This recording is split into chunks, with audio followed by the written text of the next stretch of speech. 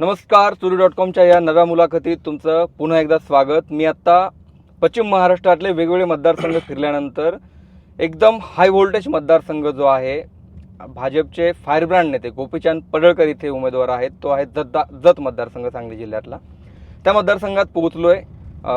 काल वेगवेगळ्या मतदारसंघाचा आढावा घेतला. या मतदारसंघातली फाईट नेमकी कशी आहे, त्यांचा प्रचार कसा चाललाय, ते आता सध्या एका गावभेटीत बैठकीसाठी चाललेत.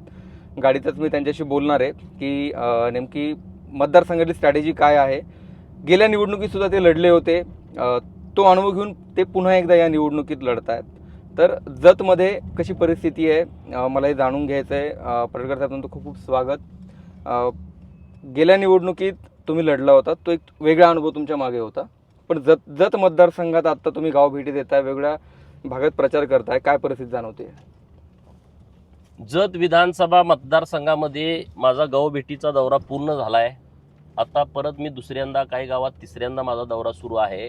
लोकांच्या मध्ये प्रचंड उत्स्फूर्त प्रतिसाद आहे. लोकांनी ही निवडणूक हातामध्ये घेतलेली आहे आणि लोकांचं मत हे महायुतीला देण्याचं निश्चित झालेलं आहे. मंत्री महोदयांच्याकडून 78.94 कोटीची योजना मंजूर करून दिली. हे एकच काम त्यांना तालुक्यात MIDC 2000 एकरातले आणले मंजूर करून. आज अनेक मंदिरांना मोठा निधी दिलाय. दानम्मा देवी कर्नाटक आणि महाराष्ट्रातल्या बहुजनांचं आराध्य देवी आहे, दैवत आहे. तिथं कर्नाटक सरकारनं 11 कोटी दिले, पण राज्य सरकारने 1 रुपया दिला नव्हता. आमदारांनी 1 रुपया दिला नाही. आम्ही आता तीर्थक्षेत्र ब मधून 5 कोटी रुपये दिले. टेंडर झालं, काम सुरू झालं.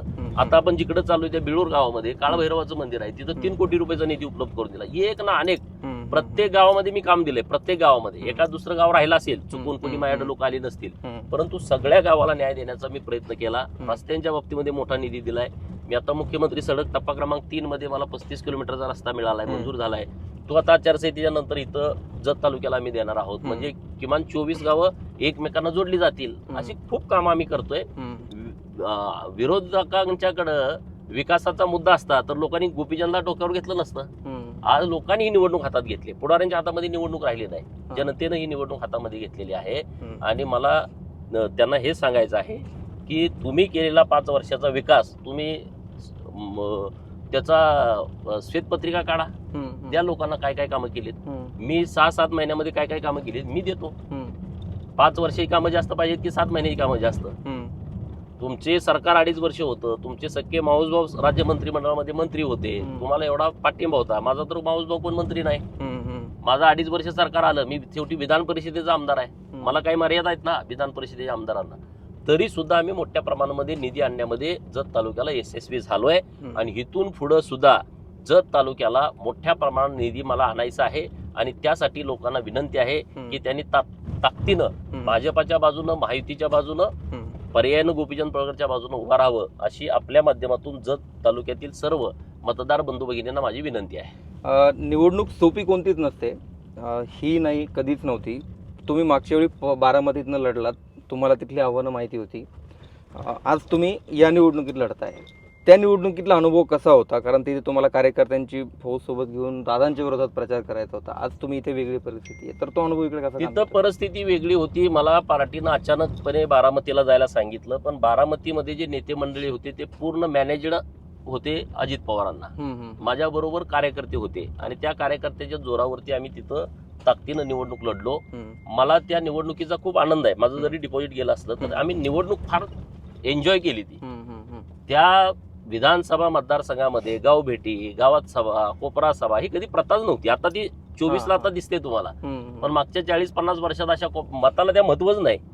आली काय निवडणूक, गेली काय एक अजेंडा, अशी ती पद्धत होती. मी 2019ला प्रत्येक गावात मिटिंग घेतली, प्रत्येक गावात सभा घेतली, वाड्या वस्तीवरती गेलो आणि एकदम ठोसपणे भूमिका घेतली. तेव्हा त्यांच्या विरोधामध्ये भूमिका घेणं एवढी काही सोपी गोष्ट नव्हती. परंतु आम्ही गावागावात, गल्ली बोळात, बारामती शहरात प्रत्येक ठिकाणी आम्ही पोहोचलो. आम्ही ती निवडणूक खूप चांगल्या पद्धतीनं लढवलो. आम्हाला मतं कमी पडली ही गोष्ट. आता जत विधानसभा मतदारसंघामध्ये प्रत्येक गावात आमचं कार्यकर्त्यांचं मजबूत जाळ आहे. आम्हाला मानणारा प्रत्येक गावात कार्यकर्ता आहे आणि त्यामुळं आम्ही ताकदीनं पुढे जातोय आणि निश्चितपणे ही निवडणूक आम्ही जिंकतोय. तुम्ही बारामतीचे उमेदवार होतात म्हणून प्रश्न विचारतोय. बारामती विधानसभेत पहिल्यांदाच निवडणूक असल्यासारखं वाटतं यावेळी? नाही, आता निवडणूक लागली ना, तिथल्या खरं तर लोकांना महत्व आलं. आता मतदानाचा अधिकार किती महत्वाचा आहे आता मला वाटते त्या लोकांना इतक्या वर्षानंतर कळेल स्वातंत्र्याच्या काही वर्षानंतर त्यांना कळालं असेल, पण आता ते त्यांना बाबा मताचा अधिकार किती महत्वाचा आहे आणि नेतृत्वाला पण कळालं की मत किती महत्वाचं आहे, मताचा अधिकार किती महत्वाचा आहे.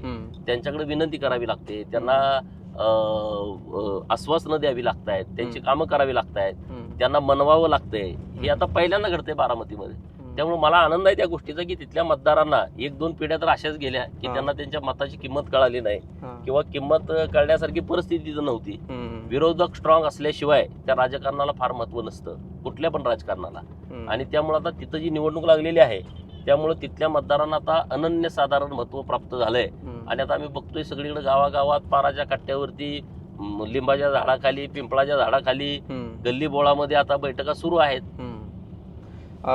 भाजपचे सगळे नेते म्हणजे जे आता तुमच्या सोबत आहेत सगळे इथे काम करताना दिसत आहेत. सदाभाऊंकडे मी पाहिलं काल, ते खूप तुमच्यासाठी मेहनत घेताना दिसत आहेत किंवा बाकीचे. सदाभाऊंच्याकडं माझी जबाबदारीच आहे ना. आणि मी आणि सदाभाऊ काही वेगळं नाही. त्यांनी माझ्यासाठी आणि मी त्यांच्यासाठी राबत असतोय कायम. त्यामुळं माझी उमेदवारी ही सदाभाऊंचीच उमेदवारी आहे. त्यामुळं सदाभाऊ माझ्यापेक्षा जास्त सिरियसली हे निवडणूक घेत आहेत. मला वाटतं आज पण त्यांचा दौरा आहे जतला, उद्या पण आहे, सातत्यानं ते जतला असतात. त्यामुळं आम्ही एका नाण्याच्या. त्यांना काल प्रश्न विचारला होता की जतमध्ये नेमकं काय होणार आहे.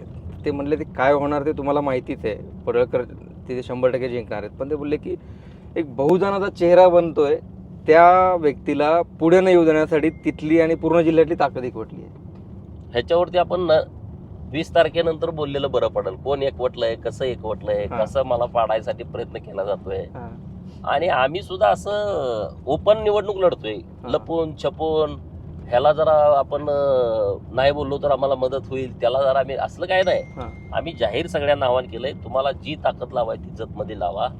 आम्ही लोकांच्याकडे विनंती करतोय, आमचा चेंडू हा जनतेच्या कोर्टात आहे. जनता ठरवेल काय करायचं, जय करायचं का पराजय करायचं, जनता ठरवेल. पण बऱ्यापैकी जनतेनं ठरवलंय की 100% भाजपाला इथं विजय करायचा आहे. शेवटचा प्रश्न विचारतोय, या मतदारसंघात तुम्ही भरपूर कामं केली गेल्या 6-7 महिन्यामध्ये. या मतदारसंघातून तुमची आधीपासून तयारी सुरूच होती का, आणि या मतदारसंघातल्या तरुणांसाठी तुमचं व्हिजन काय? हे बघा, या मतदारसंघामध्ये गेल्या 15-20 वर्षापासून माझा संपर्क आहे. या मतदारसंघातल्या गावागावातली लोक मला पहिल्यापासून ओळखतात. मी नव्यानं इकडे आलोय अशातला अजिबात भाग नाही. दुष्काळी आंदोलन असतील, पाण्याचा विषय असेल किंवा इथले कुठलेही सामाजिक कार्यक्रम असतील, राजकीय कार्यक्रम असतील, तर मी नेहमी येत राहत होतो.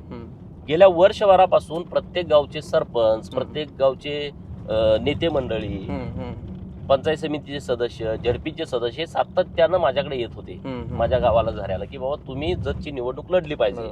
विशेषतः भाजपाचे नेते सगळे येत होते, माननीय डॉक्टर रवींद्र आरळी, माननीय संजय तेली, माननीय आप्पासाहेब नामत काका, जीवनावर काका, झडपी काका ज्यांना म्हणतोय, शिव तवसी साहेब, इकडं आर के पाटील साहेब, डॉक्टर आर के पाटील, त्यांचे चिरंजीव किरण पाटील, त्यांचा नातू विजय पाटील, बेंडोळगीचे चेअरमन माननीय सोमलिंग बोरामणी, माननीय आकारामदादा मासा, माननीय जालिंदर होनमाने, नंतर अशी बरीच लोक, नंतर विठ्ठल बापू निकम, ही अशी सगळी टीम सातत्यानं की तुम्ही भाजपचा उमेदवार झाल्याशिवाय इथं आम्ही जिंकू शकत नाही अशी त्यांनी भूमिका मांडली. म्हटलं ठीक आहे, म्हटलं जनता काय म्हणते बघू. आणि शेवटी पार्टीकडं हा विषय आहे. भाजपमध्ये नेतृत्व ठरवेल त्या पद्धतीनंच कार्यकर्त्यांनी राहायचं असतंय. नेतृत्वाने ठरवलं मला उमेदवारी द्यायचं, तर मी आता ती उमेदवारी करतोय. तर ही तयारी काय पूर्वीपासूनची होती अशातला भाग नाही, परंतु मी विकासाच्या दृष्टिकोनातून वर्षभरापासून लक्ष या मतदारसंघात. कारण हा प्रश्न यासाठी विचारला कारण आपण 2-3 महिन्यापूर्वी आय थिंक मी तुमची मुलाखत केली होती, तेव्हा तुम्ही सांगितलं होतं की म्हणजे तुम्हाला तेव्हा माहित नव्हतं की उमेदवारी मिळणार आहे. जर मिळाली तर मी तयारी करेन असं तुम्ही बोलला होता. तेव्हा मला माहित नव्हतं पार्टी मला उमेदवारी देणार की नाही देणार, पण मी जी तयारी केली होती, समजा दुसऱ्या उमेदवाराला जरी तिकीट मिळालं असतं त्याला त्याचा फायदा झाला असता, त्याचं काही नुकसान झालं नसतं. आणि म्हणून मी पूर्ण वेळ कामात होतो. तर खूप खूप धन्यवाद. निवडणुकीसाठी तुम्हाला खूप शुभेच्छा. तर हे होते गोपीचंद पडळकर. त्यांनी या मतदारसंघातली त्यांची लढत, इथे झालेली बंडखोरी, त्यांच्या पुढची आव्हानं अनेक गोष्टी आहेत त्यावर ते मनमोकळेपणाने बोललेत. खूप खूप धन्यवाद. आपण पुन्हा भेटूयात नव्या व्हिडिओत.